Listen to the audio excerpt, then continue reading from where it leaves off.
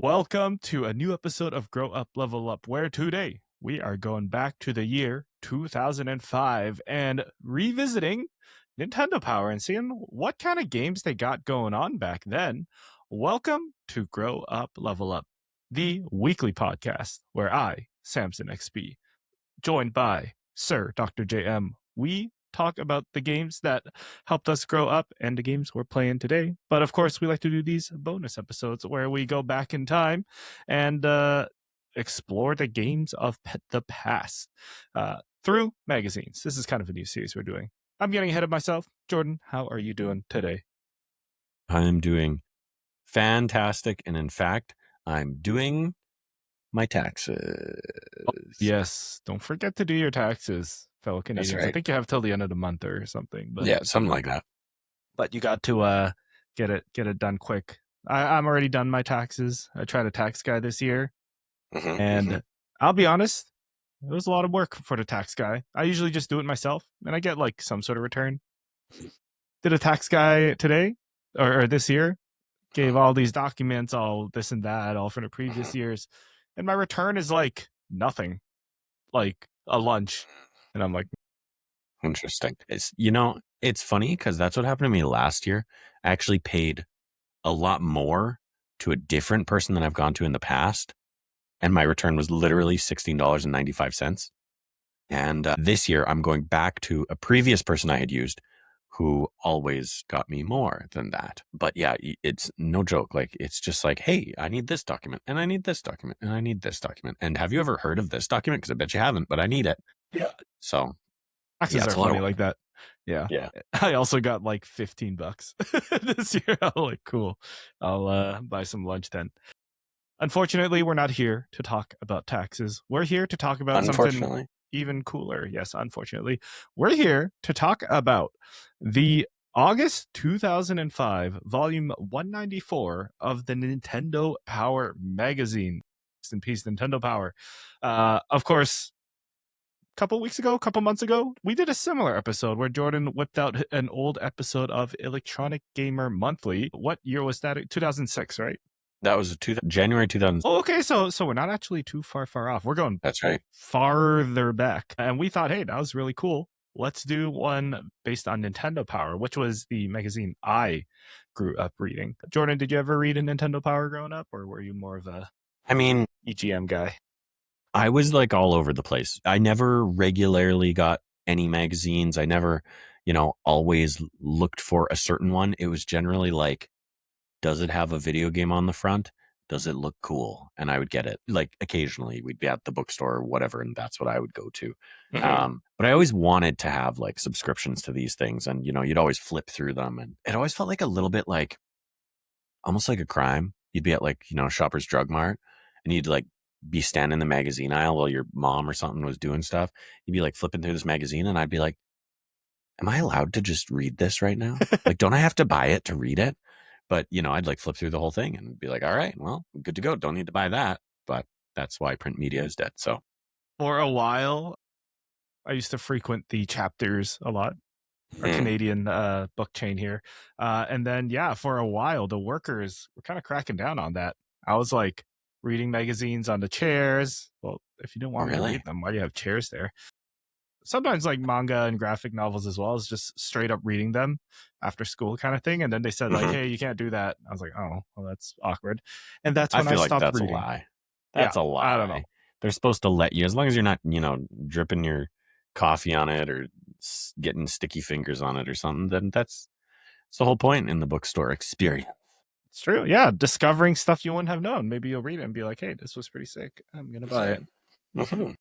Yeah, but Nintendo Power was my magazine of choice growing up as well, but I also never got the chance to have a subscription or anything like that. But I did buy the odd one here and there. Now, speaking of that, this is actually not from my childhood. I took a little trip. I don't know if our podcast listeners know. I took a little trip to Montreal a couple weeks ago, caught up with friend of the show, of course, Cozy Bear, Alex Kozina, and he recommended me check out this place in Montreal called RTL Montreal. It is a retro game store. I should have prepped some pictures, but to be fair, not too much crazy stuff in there. It's just shelves and shelves of retro games, like from all generations, really, like NES all the way up to as recent as like PS and modern stuff. Well, Okay. like Yeah. the Wii is considered retro now, but stuff like that. The coolest thing I saw was, I think it was a DJ Hero for PS3, the Jay-Z and Eminem special edition for $130. And I'm like, All right. if I planned this better, I would have bought that and shipped it home or something. I don't know. Maybe I should have just asked, do you do shipping? Can you ship this home? And I'll pay for it, and I'll have a. And then I got to find a PS3, I guess. But stuff like that. They had cool stuff like that. Really great store. Great service, super chill, lots of selection. And that's where I got this Nintendo Power magazine. I figured I should get something. Might as well be a magazine that I like and an era that means a lot to me. But we'll dive into that in a second, because on Grow Up, Level Up, we do a weekly podcast where we talk about the fun and games that helped us grow up and the importance of play today. If you like what you are listening, make sure you stay subscribed over at Grow Up, Level Up on all the socials, especially here on YouTube if you're watching on YouTube, or on podcasts if you're listening on podcasts. This is going to be a little bit of a visual episode, so make sure you hop over to YouTube and follow along with us, or you can listen to it as well. We will try to be as descriptive as possible. If you really like what you're listening to, I recommend you go to growuplevelup.com and pick up a Grow Up Level Up hoodie or a piece of merch to support us. We love it when we see folks rep our merch around town. So make sure that you pick up some merch over at growuplevelup.com. Now, without further ado, let's talk a little bit about this here magazine. Yeah. August 2005, Nintendo Power.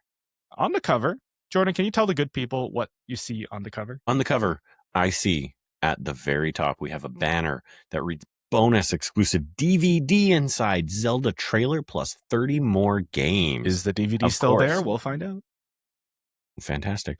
And now, of course, why would there be a bonus exclusive DVD inside? Well, that's because emblazoned across the bottom, this is the special post E3 issue where they talk about the hottest news, the biggest titles, hands-on impressions, I'm guessing all from E3. And of course, this is Nintendo Power, ready for Wi-Fi. Mario Kart paves the way for connected gaming. And that is your cover story. We got Mario sitting in his Mario Kart, folding his arms, looking, I don't, what would you call that expression? He doesn't really look like, I don't know. I feel like it's a little soft. Like he should have more attitude there, you know, but he's just kind of like, it's like, chilling. Hey, he's like, hey, you guys ready to race? But also, yeah, it's very neutral, Yeah.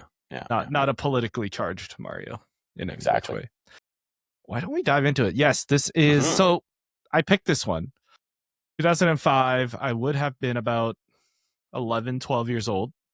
Okay. And this, I think that DS era, Game Boy Advance SP DS era, is when I really started to make gaming my identity, right? Before, gaming was like a fun thing that me and my brothers did together. Yeah. My uncle had all the systems. My friend had an older cousin who obviously had all the systems, so I would go play at his house. But I think it was around this time I started to really lean into games and the art form it is, and always begging my parents, hey, can you buy me this game? And it's like Shrek on the PS2 and then stuff like that. So I remember. It was around this era. That was a good game. So that's why I picked this issue. Plus, I didn't actually open it and read it at the time. Okay. At the store, because gotcha. Speaking of the chapters thing, it's like I don't want to read it, but I knew Mario Kart DS meant a lot to me and a Wii, so I decided to dive into it. So why don't we open up to the first page, and right off the bat, you get a 2-page spread of the Fantastic Four video game. You sure with do. The original Fantastic Four movie. Look at that young Chris Evans as well. Jessica Alba as the Invisible Woman. Yeah, you know what blows my mind? What's her name? What? She's only like 24 when this movie came out. Yeah, I'm not surprised. She's a child, crazy. Yeah, it's true. Yeah, I never played this. I don't think I ever will, but they did a lot of movie games back then to promote the movies. They sure did. This comes from the era of of licensed tie-in games, right? Where I think almost every major video release got a movie tie-in game. And I mean, just the fact that, they're featuring very prominently in this ad, the cast of the movie, it very much is like, hey, this is the movie, the video game adaptation of the movie. Play the game, see the movie. It says there is the tagline here. True. You're right. I just rewatched these movies. It must have been last year before the new Fantastic Four came out. Oh, yeah, yeah. Do they hold up? And do they hold up? Absolutely not. They're they're good in a bad way. Like they're, I wouldn't say they're so good they're bad. They're just bad, but it's funny to watch because they're bad. It's also, of course, funny to watch the kind of funny commentary of them, where they then tear into them and just dissect how awful it really is. Right. But yeah, not one of the better licensed games, I would say. Next page, we got the, what do you call this? Table of contents. Table of contents. Don't want to spoil it. We got another ad for bikes. But I forgot to mention this off the top. But we're going to treat it like the last time we did this, where we're going to jump around a couple pages to things that I picked out that I think were of interest to Jordan and I. Of course, we got a Yu-Gi-Oh ad. Nice. Yu-Gi-Oh still the newest, hottest thing. So that was very fun. And then it brings us to this section called The Pulse, which I believe it was like reader mail. So you have like people writing in. This is a time when people were still doing quote unquote snail mail. So in a lot of these signatures, you get like Trevor R via the internet, or just what's it? I literally just saw one. Somebody else says like, oh, from Illinois. And then there's even some letters that talk about like, I wrote in, I can't believe I can email now. Now, I have to bring this up. I got to ask before you flip away from this. Who on the start of this page, it looks like there's a letter from one of the editors. Okay. Like one of the, authors of the magazine. Who is that signed by? That managing is editor. Scott Pelland, managing editor. Okay. One thing I always love and appreciate about going through these old magazines is a lot of these people eventually went on to work for IGN, GameSpot, G4 TV. Like a lot of the names that you see in these magazines are people that honestly I follow or have followed for many years in the games media industry. So I always like to check those kind of things, but I'm not familiar with Scott Pelland. I don't know if I've seen any familiar names. Maybe we'll run into them because I did just kind of briefly just go through it earlier today. But I did want to point out the one letter from up here. I'm not sure it's going to show up on camera, but it is a letter from Edgar R. via the internet, who wrote, "We welcome our new robot overlords." Now, this is 2005. In older issues, I noticed that some letters were sent via the internet and some through snail mail. Now, all of them are being sent through email. Soon, the mailboxes will be empty and the computers will take over the world. Yeah. Edgar. Edgar, good Thanks, prediction. Yeah. If only you knew. Yeah. Just watch him be like, he's a computer scientist now or something. Probably. We got like a little poll here. Legend of Zelda versus Resident Evil. Still very relevant face-off. Yeah. Let's see. Before we get too far, you're just getting more like previews. I guess here's the top sellers and most wanted. Okay. Kind of thing here. Most wanted, Twilight Princess. Gun Store Superheroes, New Super Mario DS. So this is like the era where the Game Boy Advance was phasing out and the DS was phasing in. So there's a lot of crossover here. Okay. But I want to point out, this is like the third Yu-Gi-Oh ad we've seen. That is. And we're like 3 pages in. Yeah, we're like 10 pages in, third one. But I think this is a Cybernetic Revolution preview event. I want to list off the participating cities here. We got Atlanta, Baltimore, Boise, Boston, Brooklyn, Chicago, Columbus, Dallas, Denver, Detroit, shout out French dip, Denver, Detroit, Durham, Edmonton, Alberta. Hell yeah. Made the list. And then blah, blah, blah, blah, blah, all the other cities, LA, of course, and Vancouver, British Columbia. Yeah. Good for us. Big Yu-Gi-Oh supporters in Edmonton. It's true. Yeah, big scene up there. Yeah, we're flipping through. We got a lot of here. The first thing I want to point out, this, I believe, is the preview section or the news section, which is like also kind of funny because this is the news section, but the entire magazine is kind of news anyways. Let's skip. We got some previews for games. Got some The first one, we got StarCraft Ghost. Do you know much about StarCraft Ghost, Jordan? I know a little bit about StarCraft Ghost. If you'd like to enlighten us, please do. So StarCraft Ghost, early 2000s, this lines up. But this was going to be the rumored game. I believe it was actually rumored to be on 64. That's correct. And then it just kept getting pushed until it was eventually canceled.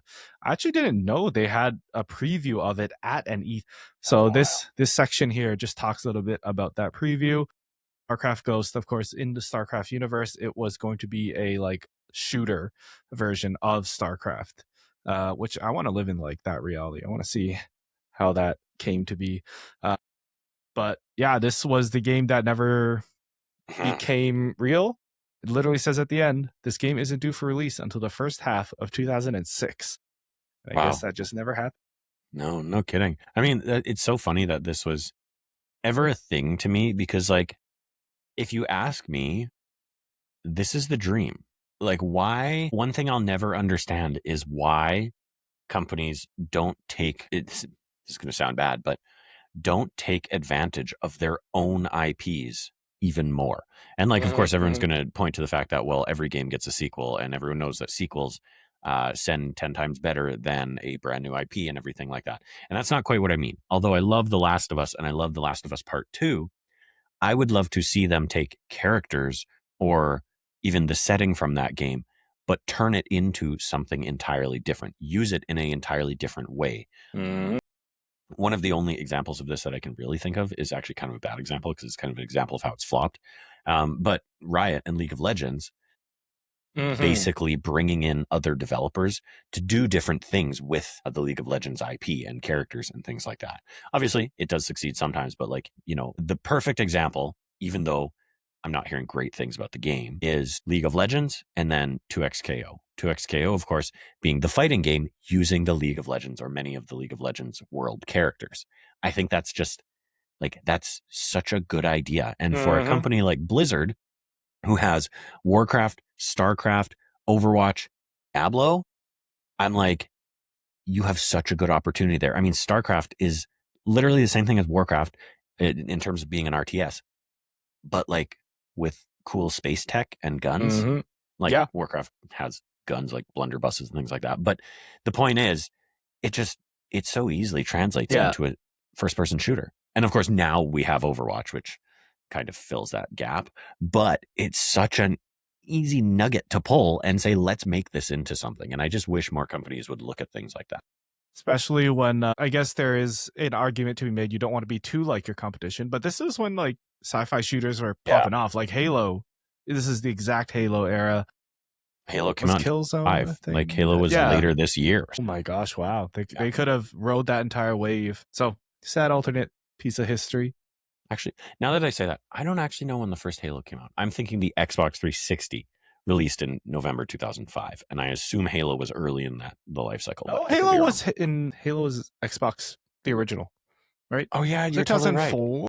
Was Halo 2 the 360 then? Halo 3 was 360. Only Halo 3 that was on the 360. I think so. The other ones were on the... Are you telling me? Are you telling me everyone that whines and pines for Halo is really stuck in the OG Xbox era? Everyone that says Halo 2 is the greatest is stuck in the OG Xbox era? That's wild. This is like a glass shattering moment Live, for me. right? Yeah. That was when they launched Xbox Live. Oh my god, what a bunch of boomers. Anyways, they've been making SpongeBob games forever. Little Kirby game down there. I'm just flipping through some more news. We got talks of like 4,000 U. The EU gets reshuffled. Not sure what that is. A Mega Man game here and there. We got Tom Clancy's Ghost Recon over here. Okay, that's the start of a good franchise, I believe. I think shout out to Fortnite Karaoke that came out today or yesterday, as you're hearing this. They were doing the karaoke little arrow on the thing for 20 years before now, you know? Right. What game is that? This is Karaoke Ready Revolution Party. Let's see. Konami. Yeah, Konami. Wow. with a licensed dance pad and microphone. All you want to be pop stars can get your chance to put your voices and dance moves on display at the same time. Wow. So if you're looking at this screenshot, you have the singing track above, and below it are the arrows, like the DDR arrows. So I guess the idea is you are singing and also doing the steps at the same time. That is like, I'm actually surprised nobody, that's tough, but I'm surprised not many people have done more, especially if like, well, maybe not so much now, but the VR motion tracking and all that. I'm actually a little surprised about that. Yeah, fair. Nobody has taken that. We got more ads. Now, one of the things I asked you, Jordan, was Uendon. Have you heard of it? And you said, no, I don't believe I have. No. So, news from Japan. Failure is not an option in Uendon. Okay. We got a little write up here. And I'm just going to show you the screenshots here, Jordan. Can you guess what game this is? You only have like Is it an Uendon game? It's an Uendon game. You might know it as Elite Beat Agents.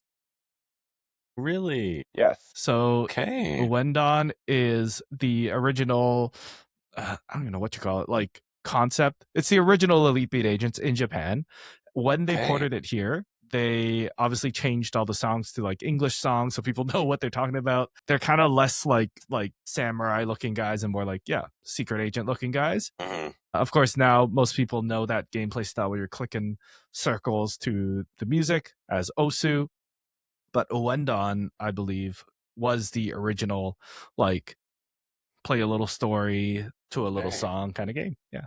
Now this is going to be the second time I've said this on our show, not this episode, but on a show of ours. And you're going to have to remind me what the first one was. Your little nugget here that Uendon became Elite Beat Agents. Mm-hmm. That is another bar trivia kind of thing to know, to have in your back pocket. Sure. What did I say that about?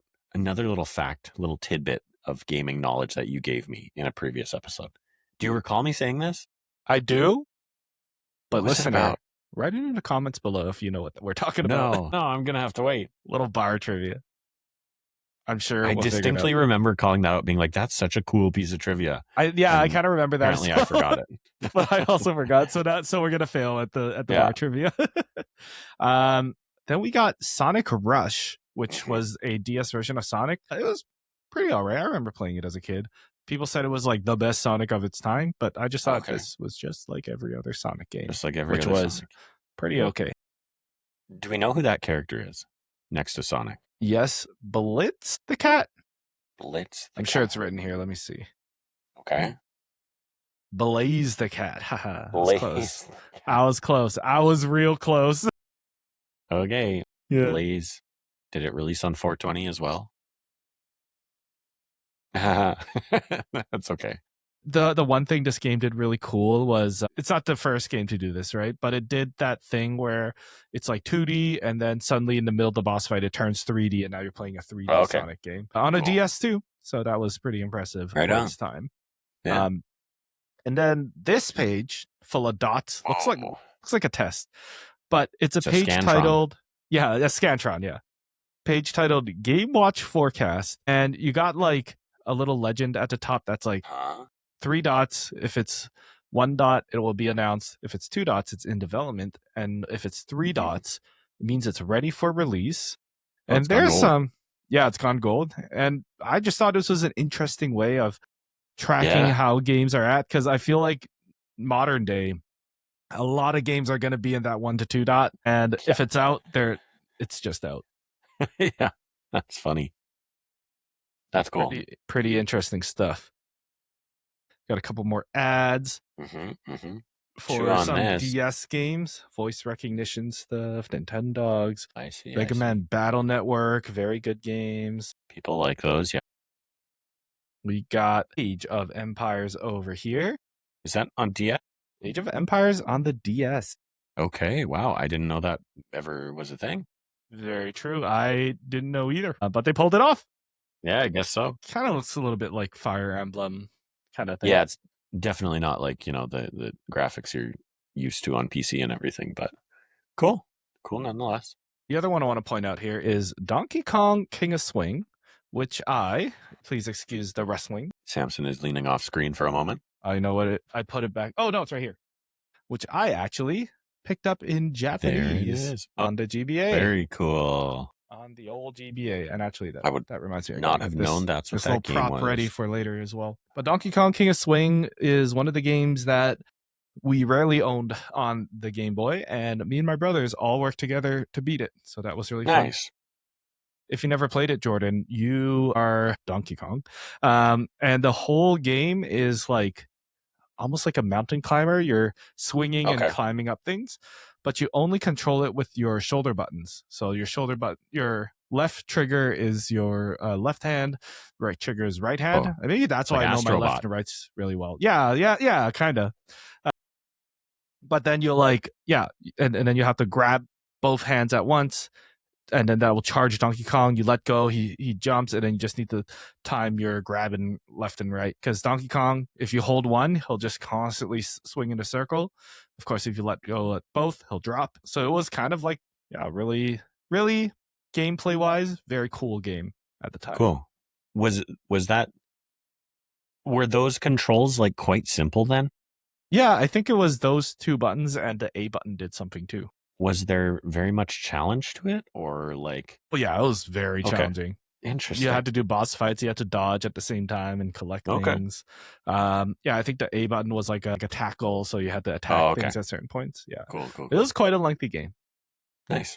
Now, the first piece, some would say the One Piece, I want to show you here, is literally a game called One Piece for the Game Boy Advance. Pirates and platformers come together in Shonen Jump's One Piece, a GBA exclusive title based off the offbeat Japanese anime that recently premiered on Cartoon Network. Recently, Wow, that's wild. Quite a few One Piece games have been developed and released in Japan. This is the first one to appear in North America. Anime features quirky pirates known as the Straw Hat Crew in search of the One Piece treasure hidden long ago. In the game, you follow adventures as Monkey D. Luffy.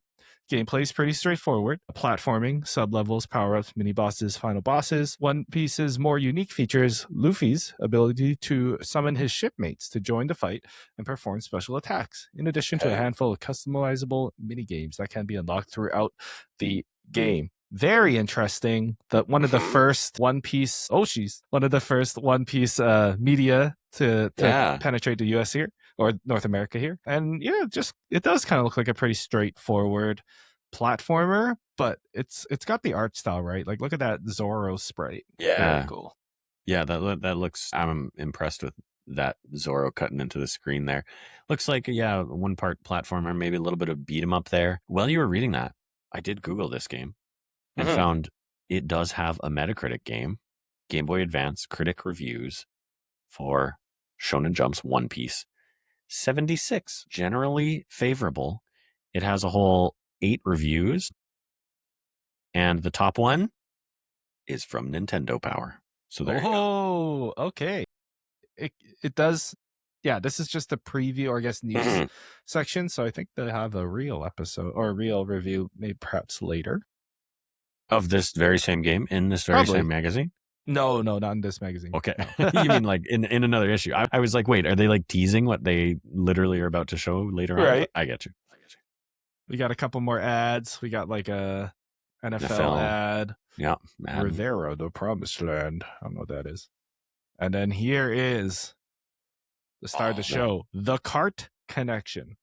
Here we go. Shout out to Iwata in 2005. Looking there young. He is. Looking young. Pretty much, you got a couple pages here of Mario Kart talking about the DS version, talking about how it's going online using the new Nintendo Wi-Fi connection right feature, and just going through some tracks. How many pages on Mario Kart we got here? Holy cow. We got a lot. They have to explain this concept of Wi-Fi to the world. The internet, yeah. Yeah, like I think this might have been the first Wi-Fi device we had in our home. Wow. Was this Mario Kart thing, as well as they're like just advertising like, hey, yeah, we got this mode, we got that mode, we got 3D graphics. Let's see, what are some fun facts? I guess before this on handheld, there must have been a Mario Kart on GBA, right? There 2D was style, or not necessarily 2D style, but in the style of like the previous Mario Kart games, really, right? Not quite 3D, but like sort of trying to be 3D. It was Mario Kart Super Circuit on the GBA, I believe. Okay, there you go. Yeah, but yeah, you're right. This is the first like 3D Mario Kart, and I played the shit out of this as a I kid. bet. I was like 3-starring the time trials, 3-starring the challenge courses. Let's see. We also got this list of Wi-Fi games under construction. If you're Okay. curious, it tells you the publisher and the game. There's like Activision and Tony Hawk, Atari, TBA, which is like, why are you even on this list, bro? Making a game, I guess. Yeah. Bandai's got Gundam and Digimon. Yeah, a couple of TBAs like Capcom on here. Got Bomberman, Kojima Production Products. Very interesting. Okay, all right.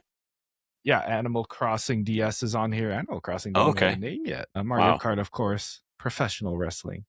Many Nintendo. more TBA, titles in TBA, development TBA, by TBA. Nintendo. Yeah. So this is like the there's a lot of hype going online, I guess. One thing I want to shout out here is on the one page next to that Wi-Fi under construction, they have, of course, a picture of the original DS in this section called the starting line. But what I just want to call out is the fact that if you think you know what the DS looked like, I want you to also think about and possibly Google the original model of the 3DS, because I bet a lot of people have forgot what that bad boy looked like, because it went through so many different revisions and changes to the form factor of it. They really refined what it looked like, but that original like chunky guy was just kind of a oddball design. Like it wasn't slick, it wasn't smooth. You might have thought it was at the time until they refined it and then eventually came out with the DSi. And then, of course, that led into the 3DS, which the original model of the 3DS was also a chunky thing that was like kind of had weird like edges on it and everything. And eventually they refined that as well. But yeah, I would say if you have a picture of the 3DS in your mind and you're not sure if it's the original model, go look it up because you might be surprised. Yeah, it's a lot fatter than you remember. Yeah. People say the fat 3DS. And hey, speaking of, there's the big man himself. Segue, but we got E3. Now we're in the E3 section. Yes. And man, it's a relic of its time. We got a couple pages of just like people playing games, trying all the new Mario stuff, kissing Mario. We got girls, we got guys, we got girls. This handsome lad like touching the DS. We got people playing bongos, guys on the floor playing. I can't tell what they're playing. People playing bongos. That is Donkey Konga. That is the Donkey Konga. Konga controller. The bongo controller. Honestly, for those who don't know, I went to Tokyo Game Show this past September. That's right. It kind of like just seems like that. It was like a big convention where you can walk around, try new games, crazy sets. People go all out for the marketing, and it's just a lot of energy at once, which was very, very cool. Now, talking about the future. Perfect. Future perfect. They talk about two consoles here. One is, of course, the Nintendo Wii. The other is the Game Boy Micro, which is technically a Game Boy Advance, but it came out after the DS. And it's much smaller. And I really wanted one. It is way smaller, and I got one right here. For folks watching at home, picked this up in Japan. I haven't played many a game on it, but I just kind of like having it. Yeah, totally. Very expensive fidget toy, I will say. That's okay. It is quite small, but it is cool how it can fit in the little AirPods pocket in your jeans. Like, come on. Nothing else fits in there except my Game Boy Micro and my AirPods. So we got a little talk here, a little tease about the Revolution. They didn't even call it the Wii yet. They called it the Revolution, which it really did. So they've Satori, also got a bunch of pictures of it in the bottom left there. And dare I say, possibly some colors that never even came out. They've got a black one. They've got like kind of a pea yellow one, pea yellowy green. Like a lime, yeah. They got like a silver. They obviously have white. And then they also have red, which looks a lot like the Mario edition one that came out eventually. But I feel like they did come out with the black one. But yeah, the lime pea yellow, as you say. Yeah. I don't recognize silver or the pea yellow, but hey, not too late, Nintendo. That's right. So I want to point out two things here. A little screenshot. Oh, the camera is not focusing, but it is a screenshot of a line at E3, and it says 2-hour wait from this point. 2-hour wait to play Twilight Princess from this point. Yeah. And it also says, it's yours. You might have seen it, blah, blah, blah, blah. There's a disc for Zelda in here, but unfortunately it is not in here. I think I found a little rip. where it was, but ET's gone. That's okay. Darn. We have the full game now. That's too bad. And then just a lot of previews about Twilight Princess. A lot of previews. Did you Twilight Princess? No, I did not, but I had a friend who did. And I went to his house every day and he kept playing it. And then I was just like, this game's too scary for me. I don't want to play this. I want to play something else. But looks good. I'll play the remake when it comes out. Now that I'm a man, I can handle the skeleton here. Yeah. Now that you're not afraid of the Dark Realm or whatever it was in that game. Now I moved out. My parents can't tell me no.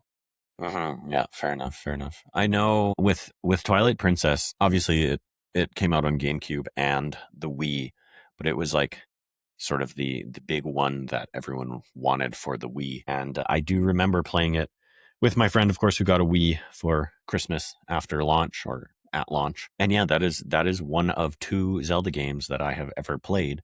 And just like my experience with the Wind Waker, I think I've only put max 3 hours into both of those games.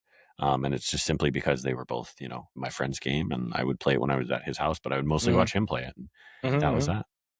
I remembered our bar trivia from the other week. What was it? It was the fact that Twilight Princess, Link was left-handed in the GameCube version.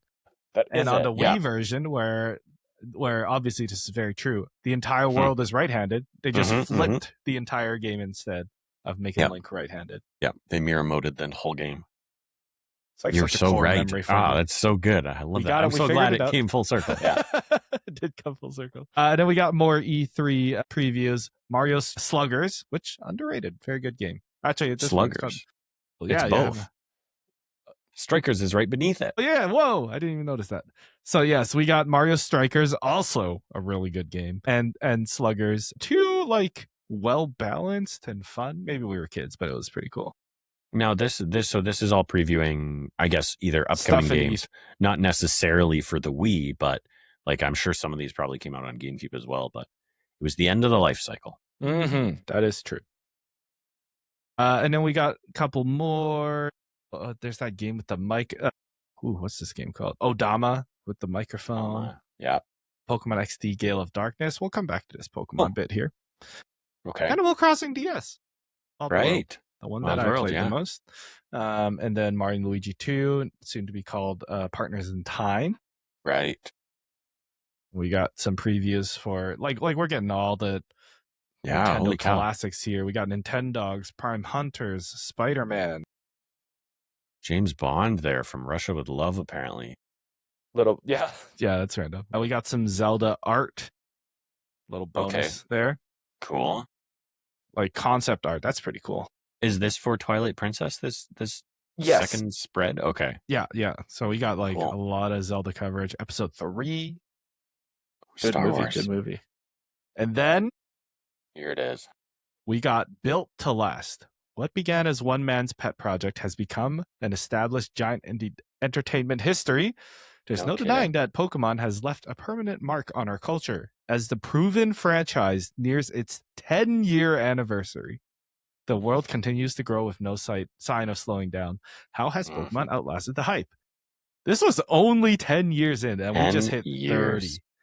We just hit 30 years with Pokemon. That's insane. The more things change, the more stays the same. We still got the kids playing card games at the top. We got the anime, the games, like Pikachu's still here. Yeah. Pikachu is still here. Lost some weight, but yeah, he's on that GLP-1. There's Munchlax, speaking of losing weight. And then, we just got a couple pages of talking about Pokemon and its cultural impact more than anything. Right. Like, I think the coolest thing here is this is a picture of, Satoshi Tajiri, like Pokemon's creator. Okay. Yeah. Like, he's just a young guy. Like, in his 20s, you have at the top right here, the original development team of Game Freak. Like just like young folks just wanting to make a cool game, and it turned into this multi-billion-dollar franchise now. No kidding. Yeah, it's just lots of writing about like just the cultural impact. I skimmed a lot of this. What's going on with this timeline across the bottom? I dig a good timeline graphic. Okay, let's see if this focuses. But it says Pokemon Red and Green came out February 27th, 1996. And it goes like trading card game in the fall of the same year. Pokemon Blue. Oh, I guess that's also Japan. In the same year, actually, October Okay. 96. TV show the next year, Pokemon Pikachu. I assume that's Pokemon Yellow, 98. And then it comes to America on September 98. And you got like the cards, pinball, stadium, the movies, Hey You Pikachu, gold and silver, crystal, all the way up to, and Holy the cow. latest release, Pokemon Emerald. Wow, look at that. May Rayquaza. 2005. Yes. Cool. Like a lot has happened in the 10 years. That's then. sick. Yeah. No kidding. Let's Wild see. to think that. Yeah. What gen would Emerald be? Is that Gen 3? Just 3? Just 3? It's wild to think that, 10 years in and they were only on Gen 3, honestly. Like I mean, I know obviously we've just experienced one of the longest gaps in between full generations, Mm-hmm. you know, with Winds and Waves versus whichever was before that. Sword and Shield, is that right? Black and The White? one right No, Sword and before Shield. is Scarlet and Violet. Scarlet and Violet, that's what Yeah. it was. Yeah. But See. still 10 years and only Gen 3. So we got, I think I missed who was actually the voice of all this quote here. I believe it's the president. Maybe I'll double confirm later. But I just want to point out this last section here about the future.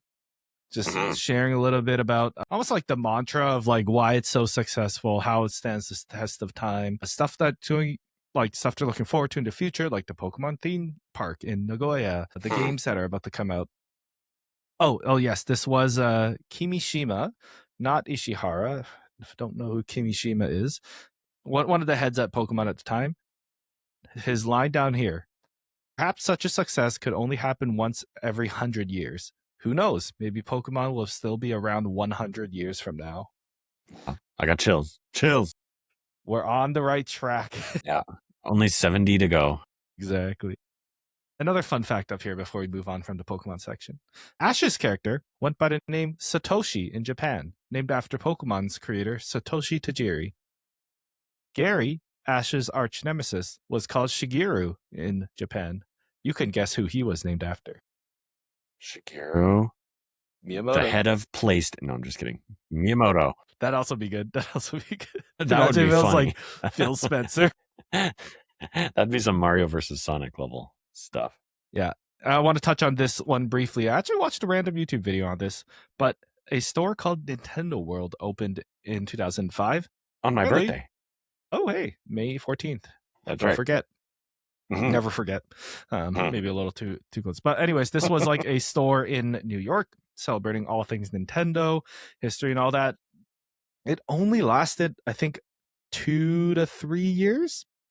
Closed down, and this very location is now the Pokemon Center in New York.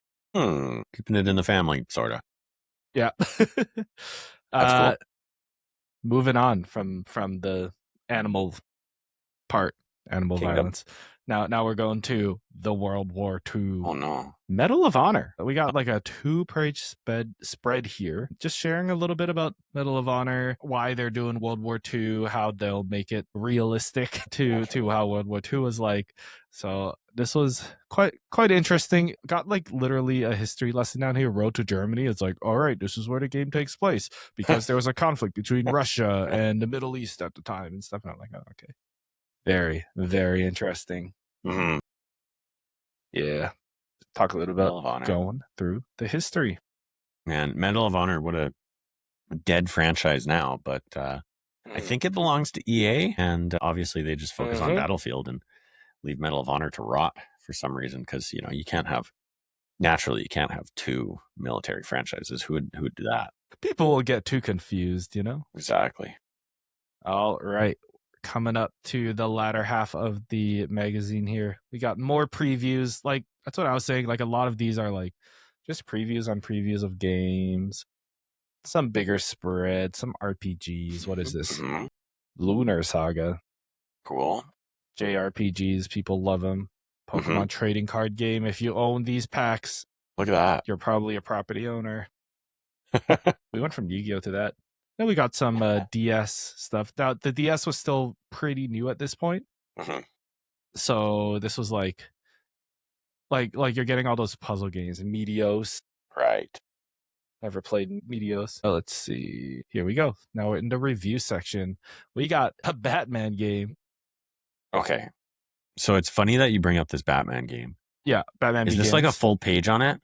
Yeah, It is. a full page review written by Chris S. Okay. He gave it a 6.5. Played on GameCube. Okay, so here's the thing. If this, and it looks like this is the Batman Begins licensed game that came out sort of to coincide. I think it was shortly after Yeah, the Christopher Nolan Batman Begins movie. But this actually, it's funny that we started this magazine talking about the Fantastic Four tie-in game, because if I'm not mistaken, a lot of people point to this Batman Begins game as sort of the shift in the industry going away from these licensed movie tie-in games. I'm pretty sure this one was like not necessarily bad, but it was kind of an awakening for a lot of the games industry to be like, why are we wasting our money and effort on this? And they just pretty much stopped making a lot of licensed tie-in games because they just weren't really doing that well, and they were beginning to cost enough that it didn't make sense to keep doing them. I'm sure, there were still obviously ones that came out and everything like that. And I mean, I remember playing lots of these kind of games, but I think a lot of them eventually kind of just shrunk down in scale and scope and everything when they realized that nobody really wants this. If you're going to give us a Batman game, give us an Arkham game, right? And that's kind of where the industry went. Speaking of Fantastic Four, it's like literally the next review. It got a 6, which is like, you're spending all this money just licensing to get a 6.5 and a 6. It's like, is it really worth it? Who's down in the writer's block there? Ooh, we got down here. Of course, it's not focusing, but we got Stephen Grimm, Chris Shepard, Andy Myers, George Sinfield, and Steve Thomason. Interesting. I don't know if I know any of those names. Nintendo Power is one that's, obviously a little less broad, right? They may still work at Nintendo or something like that, because Nintendo Power obviously owned by Nintendo. But I'm pretty sure there's some people, some OGs around the internet that did come from Nintendo Power. Very true, very true. Yeah, I'm surprised we haven't recognized too many names yet. Let's see, Kirby Canvas Curse. I remember playing this game. Super fun. Kind of hard, though, because you control completely with your one stylus, and it's like you're just drawing everywhere and flicking Kirby around. Again, early days of the DS, right? Trying to figure out, hey, what works and what doesn't. Now we got Madagascar, Bomberman, Herbie Fully Loaded. Oh, hell yeah. Lindsay Lohan remake. Was that her? That's crazy. That was her, yeah. The original came out in like the 70s or something. Let's see, we got an archive of a lot of review scores. Okay. Some more community write-in, some more Pokemon stuff. Pokemon stuff, yeah. Keeping it real. We're nearing the end here, yeah. Virtual Boy, all right. Okay, what are we talking about the Virtual Boy in this magazine for? Let's see. At the time Virtual Boy's launched, Nintendo called the system the most daring game system in history. Indeed, it was. No other game company, blah, blah, blah, has made home 3D. I think I was just talking about it. Just being like, hey, we did this cool thing. Interesting, now that they're re-releasing the Virtual Boy itself kind of thing. True. What year did this even come out? Let's just say. Virtual Boy was 80-something. Wow, really? Damn. And then we got... Yeah, that's why I was like, why is it in this magazine? I don't know. The filler. We got this weird Zelda car. Oh, it's a map of Zelda 1. People's tattoos, some community stuff. I guess these are things people sent in to be put in the magazine. I missed these ads. A cool ad.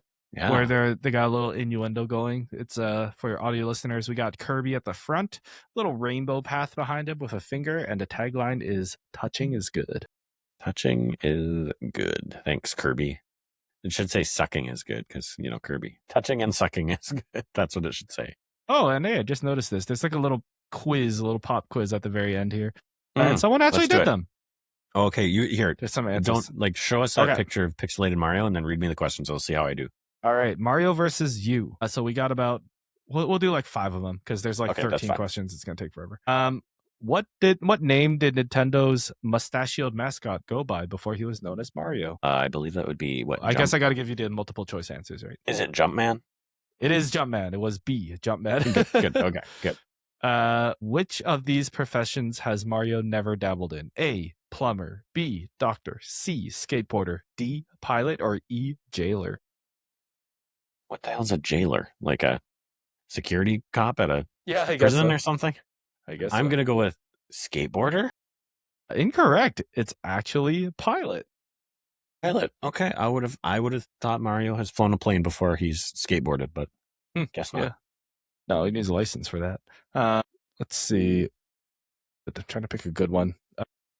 Which game did Mario wear a sombrero?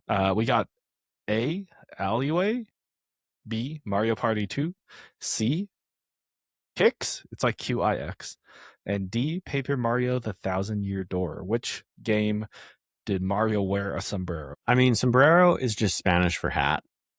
So, he always Trick wears the question. hat. Trick question. Yeah, exactly. And I can picture the cover of the Mario Party 2 cartridge, and I believe he's wearing a cowboy hat. Okay, Paul. So I don't know if that's what they're referring to. I'm going to guess no. Mm-hmm. Let's go with D because I don't remember what the choices are. It was C, the one called. I picked a question with the word that's not a word. Kix, QIX. Kicks. Okay, yeah, never heard of it. All right, last question. This is a fun Okay. one. Okay. Mario and Luigi Superstar Saga. What does the evil witch Cacletta steal? A, all the coins in the Mushroom Kingdom. B, Queen Bean's crown. C, Princess Peach's voice. D, Mario's hammer. Or E, Luigi's trousers. Read me the question again. In Mario and Luigi Superstar Saga. Wait, I've just been reading the answer key wrong too, so don't worry. That's just the answer key from last month. Anyways. I see. Okay. I think I know the answer for this one, though. I do know the answer for this one. I'm going to go with Luigi's trousers. Incorrect. It is Princess Peach's voice. Honestly, that's what I wanted to go for, but Yeah. Luigi's trousers were right there. I had to pull them That's true. That's also funny. Next month, we got, and then it goes into like a page about next month, talking about Sonic, I guess, and a 2-page spread for Pokemon Emerald, like game and all that. Now, there's one more thing I forgot to point out. Okay. Just got to rewind here. But down here on the bottom, another One Piece game, One Piece Grand Battle. Okay. Which is more of a 3D fighter, I believe, Right. on the GameCube, because the GameCube's the only 3D system Nintendo has. Right. Piece Grand Battle reviews. Yeah. We took the original scenes from the show and started throwing in more things to make it fun and interactive. Many unlockables. No single player will be able to find them all. Okay, let's see here. One Piece Grand Battle. Now, this is the PS2 version, but it's sitting at a 69. Mixed or average reviews. Nice. Looks like we have some reviews from GameCube got a 67. PlayStation 2 got a 69. We got a 100 from Ace Games. Play Magazine, PSM Magazine, IGN gave it a 70. A fun game marred by a lack of innovation. It looks good and sounds decent, but most of what you'll find in One Piece has been done before and done better. There you go. Have you ever played Naruto Ultimate Ninja? I have not, but I'm familiar with it. Yeah, those games are nuts. Okay. But I assume it's something like that. I just remember being like, wow, I am Naruto. Like, look at me go. I assume it's something like that. I do have a One Piece game on PS3 and a One Piece game on PS4 that a friend got me from, I don't know if he was at a pawn shop or a thrift store or what it was, but like a used game store, I'm sure. And he saw both of them and thought of me, so he bought them for me, and I have never opened them. But okay, one day, just stream goals or something. Yeah. Ooh, that'd be fun. Yeah. Well, that brings us to the end of the August 2005 Nintendo Power magazine. I hope you enjoyed going through the magazine with us. Jordan, what did you think overall of this issue? Good issue. Subjects, of course. I mean, what else are you going to do in June of 2005 other than, talk about E3?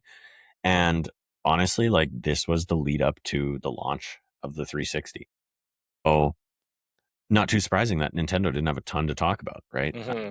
The marketing cycle for the Wii wouldn't kick up for probably another 6 months, right? Probably until the new year. Sure. Maybe the holiday season of 2005, because it then released in the holiday season of 2006, right? Right. But like, as you saw, they were still referring to it as the Revolution. The actual name of the Wii had not yet been unveiled. Yeah, because I believe even in your issue in 2006, the Wii still hasn't been revealed yet. They were Correct. still talking about the rest of I the think year in that one, right? I don't recall if they ever actually named the Wii, but I also don't recall them saying Revolution, because I know they talked about the PS3 in that magazine, and the 360 had been out for 3 months at that point. I'll have to pull it out and double check, see if Yeah, they did when did know it was the they Wii or not. confirm the Wii? Because that's an issue I also want to get. Like, I actually, That'd be cool. like, thinking Big back, I unveiling. remember reading that magazine in like our school library and then just being like, wow, the Wii. Wow. The Wii. Wii. Yeah. So I hope to track that down one day. I might need to do some research on how to get that. For me, I really enjoyed going through this. Just, yeah, trip down memory lane, seeing stuff that I knew about, seeing stuff that I had no idea was like a game, like like the One Piece games. Like, now that I have a touch point for One Piece, there's so many. There's so many. Like 20 years later, I'm like, oh, I know. wait, that's buggy. I know. I need to catch up on the rest of season 2, but it's nice to know who people are after seeing them in like the One Piece card game and stuff. I'm like, I don't know who Nico Robin is, but now I do. You think you do. Oh, okay. Just wait. Just you wait. Well, that brings us to the end of this week's episode of Grow Up, Level Up, a podcast where we talk about the fun and games that helped us grow up, or in this case, the magazines that helped us grow up. Whoa, you a One Piece TCG enjoyer? No, these are some like knockoff, like Chinese. I don't know what it is. It's not the actual TCG. Anyways. Let us know what you thought of this issue of Nintendo Bar below. Let us know what you think of this format of podcasts. I think going through old magazines, being like, hey, remember this, remember that, I think that's really cool. And seeing like where we were in our life back then is pretty cool as well. So let us know if you'd like to do more of that, and let us know if, hey, you'd like to do it live as well. We pre-recorded this one episode. Is that Bugsy from the comic? Buggy, but yes. Bugsy. It is Buggy. I was calling him Bugsy because that's what Luffy probably accidentally calls him in the show. You know, a real fan would know, Jordan. I know. Oh, yeah, I'm sure. That is a very Luffy thing to do. He has more than one character that he calls by the wrong name. But anyways. Let us know if you would like to join us live for these episodes as well. This episode's pre-recorded, like I said, but if you would like to join us live next time, let us know in the comments below, and let us know what your gaming memories were like. My name has been Samson, aka XP, taking you on this journey through time once again to the year 2005. And joined to me is Jordan, aka StarDrJM. But Jordan, where can people find you if they want to keep in touch with you? You can find me all over the internet at SirDrJM. That's SirDrJM, especially over on Instagram and twitch.tv/SirDrJM, where I'm trying to stream more. Had a little bit of time away, and we'll see how that goes. But dove into some Sea of Thieves for the first time last night, and I'm quite looking forward to living out all my One Piece dreams on the Sea of Thieves. Well, if you'd like to join Jordan on his One Piece adventures, make sure you go to twitch.tv/SirDrJM. For everything else, make sure you stay subscribed and linked to Grow Up Level Up. That's at Grow Up Level Up on all the socials, YouTube, Twitch. What else are we on? Blue Sky. I think that's about it. Instagram, of course. And of course, make sure to follow me at SamsonXP on everything as well. And we'll see you next week for perhaps some impressions on maybe Tomodachi Life. Am I still buying that game? We'll find out soon. Okay. And make sure you stay subscribed, because we are also going to have some special surprises about an upcoming game called Kiln by Double Fine. Wink, wink, nudge, nudge. So make sure you stay subscribed for that. But for now, have a great week, everybody. Bye.